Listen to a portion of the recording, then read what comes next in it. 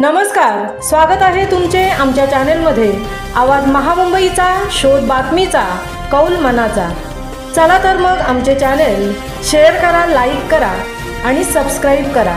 धन्यवाद। उरणमधील रिक्षाचालक नंदकुमार सवंगडे यांचा प्रामाणिकपणा, पैशांची बॅग केली परत। प्रामाणिकपणा म्हणजे सत्य बोलणे, दिलेला शब्द पाळणे आणि योग्य मार्गाने वागणे, हे एक जीवनातील महत्त्वाचे नैतिक मूल्य आहे। परंतु आजकाल प्रामाणिकपणा लोप पावत चालला आहे।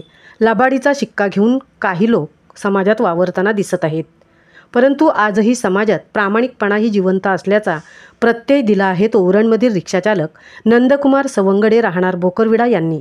शुक्रवार दिनांक 19 सप्टेंबर रोजी सायंकाळी शारंगधर जनरल हॉस्पिटल कोटनाका उरण येथे महादेव पाटील हे गृहस्थ डॉक्टर सत्या ठाकरे यांच्याकडे एक पेशंट म्हणून गेले होते।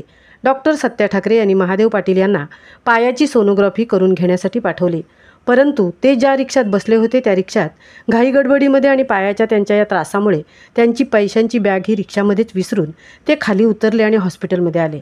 काही वेळाने त्यांच्या लक्षात आले की आपण बॅग रिक्षात ठेवली आणि ती तिथेच विसरून राहिली। या गोष्टीचे त्यांना खूप टेन्शन आले। एकतर आजाराने त्रस्त आणि त्यात पैशांची बॅग विसरले, या गोष्टींनी त्यांची मनस्थिती पूर्णपणे ढासळली। डॉक्टर सत्या ठाकरे यांनी त्यांना धीर दिला, रिक्षाबद्दल माहिती, नंबर विचारले, पण त्यांना ते काही आठवत नव्हते। अशी त्यांची द्विधा मनस्थिती झाली होती आणि त्यांना काही सुचत नव्हते।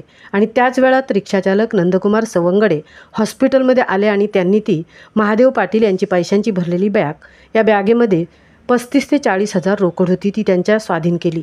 या रिक्षाचालकाचा प्रामाणिकपणा बघून डॉक्टर व डॉक्टरांकडील इतर पेशंट, तिथं असलेली लोक अवाक झाले, भारावून गेले। माणसाची नैतिकता प्रामाणिकपणाद्वारे ओळखली जाते। नंदकुमार यांच्यासारखी समाजात सर्व लोक जर प्रामाणिकपणे वागले तर समाज एक आदर्श समाज होईल, असा हा प्रामाणिकपणा स्वभावातच असावा लागतो। आज समाजात नंदकुमार सवंगडे यांच्यासारखी प्रामाणिक, सच्च्या मनाची माणसं आहेत, म्हणून अशा माणसांची समाजालाही गरज आहे। म्हणून हा समाज आदर्शवादावर चालत आहे असे म्हणायला काहीच हरकत नाही। श्री नंदकुमार सवंगडे यांचा मराठी पत्रकार संघ उरण यांच्यातर्फे त्यांनी दाखवलेल्या प्रामाणिकपणाची दखल घेऊन डॉक्टर सत्या ठाकरे यांच्या हॉस्पिटलमध्ये त्यांना बोलावून त्यांचा सत्कार करण्यात आला।